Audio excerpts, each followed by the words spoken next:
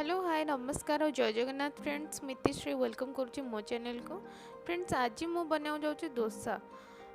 डोसा नाटा शुणिकी इच्छा हो कि आपन को भी खाया को लगुव। तो चलतु बनईदबा आज केमती आमर डोसा होची से माने रेसिपीटी। तो ये देखो मु प्रथमे डोसार जो मसला प्रिपरेशन करी तो से गोटे पैन रे तेल नहीं जाइए आउ सेपटे माने पियाज आउ जहाँ भी मत मसला नबार अच्छे से सब काटी देछि। तो ये प्रथमे मु पियाज को चुन चुन कर काटी देछि। पियाज को प्रथमे भाजी नबा तापर ये आड करवा आम माने कंचा लंका तो आप जानते यहाँ आम बास्ना ही माने माने कंचा लंका जदि आम नौ ना तो बास्ना ही से मसलाटा बहुत बढ़िया लगे। तो ये जदि आप भृसंगा पत्र अच्छे तो निहाती नियंतु मो पाखे नाला मुझे नहीं पारनी।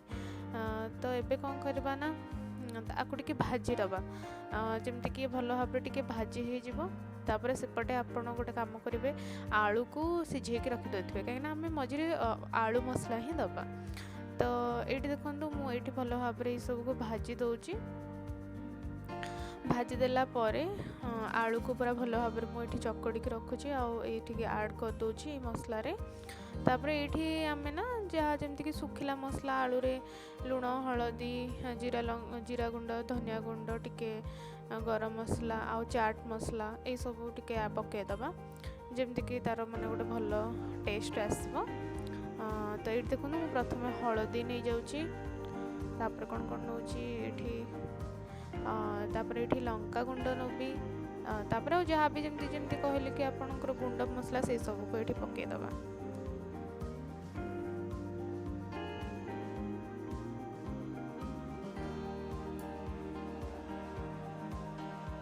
ये पकई गरम मसला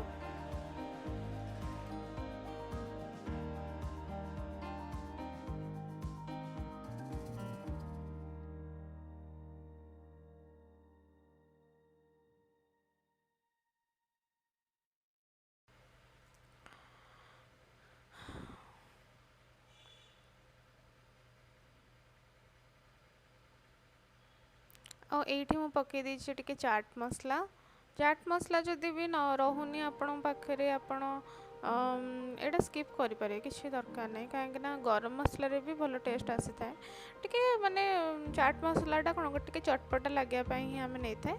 आउ ये मुझे नहीं जाइए लुण टेस्ट अनुसार आम आमर लुण नहीं जावा आपको भल भाव एमती मिसईदबा माने तरकारी भाया तो कषार ना ना माने जस्ट से सब मसला को एमती आलू सहित जमती कि मिसईदबा। तो ये देखिपे मुझे माने भल भाव मिसई दूची ताकू बस आमको एमती ड्राए ड्राए रखबार अच्छे यहाँ ड्राए रही ही भल टेस्ट आसी थाए कहीं सैड्रे एमती भी आम पाखे चटणी ये सब तो आम नबा ना। तो देखु मुझे भल भाव मिसई दूची किसी समय एमती टिके माने से सब मसला को ता भीतर माने सिझाक दबा माने टिके जस्ट बस 1 ରୁ 2 मिनिट जी समय आम मिसौवा ना से ही एनफ माने मसला गुड़ाक आलू रे मिसवाई। तो ये किसी समय पर आपको आम साइड करनबा एबे आम आनिबा डोसार पैन। तो ये मुझे गोटे जगह नहीं जाइए डोसा बनवाई डोसा जहाँ भी ना आम जब नॉन स्टिक रे ही बनाऊे ताले पूरा भल ही होता है। तो दुकान देखुए प्रथमे टिके पानी पकईकि एमती खड़िकार एमती एमती चलई दिंती तो आम दुकान भाया तो करें कि चेष्टा कर प्रथम टिके माने गरम पैन रे टिके पानी एमती छिटकई देछि आउ सेटा पूरा सुखी गला परे गोटे कपड़ा रे पोछि दउछि। तापर एठी आमे पकेबा बिरी बटा बिरी की मु सकाळे ही बाटिक रखी यहाँ मुझे संध्या बेले ही बनाऊे।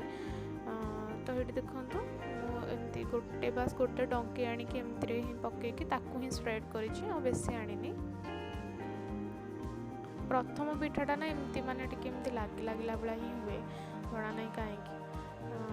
तो ये देखो होगला आउ ना जदि दोसाटा को आप सोरिष तेल कर बास्ना बहुत ही बढ़िया आसता है। मुझे प्रथम जानी नी मुमती गोटे केवे गोटे एमती सोरिष तेल एमती थे आम घरे मो माँ बनई आउ से दिन ठूँ मु पूरा माने जिते बड़े भी दोसा हुए ना मुझे कहे सोरिष तेल ही बना बढ़िया लगे। आउ खाली एमती पिठा को जदि आप सोरिष तेल पकई खाइबे ना सेमती भी खाई हो कि भी ना किंतु आर भल बास्नाटा आसी तो से मुझे सोरिष तेल ही नहीं।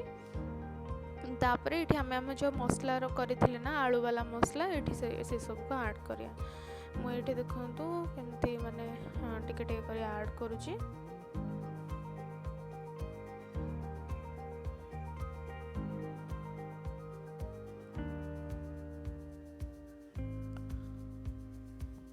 तापर ये मो बीट को माने रखी बीट पकई दौची।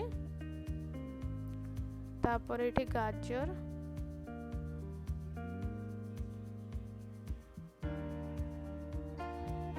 तापर पियाज कंचा पियाज एमती तक बस पकईदबा। आपर आपड़ चाहिए भी टिके चाट मसला भी ऐड कर पारंती नहले चिली फ्लेक्स राग पाई आउ सुंदर देखा जाए मुझे किसी सेमती किसी नहीं खाली जस्ट नॉर्मली मते बनाया तो मुझे नहीं। तो ये देखूँ तापर आपको आम क्लोज कर नबा दोसाटा को आमर बनीगला मसला वाला डोसा। यहाँ आपण केमती माने माने तरकारी सहित हो तरकारी दरकार तो हेनी मत लगे चटनी जो जेकोसी भी आमर पुदीना चटनी हो या धनिया पत्र चटनी नहले नड़िया जो चटनी से सब सहित खाई पारे बहुत ही बढ़िया लगुला।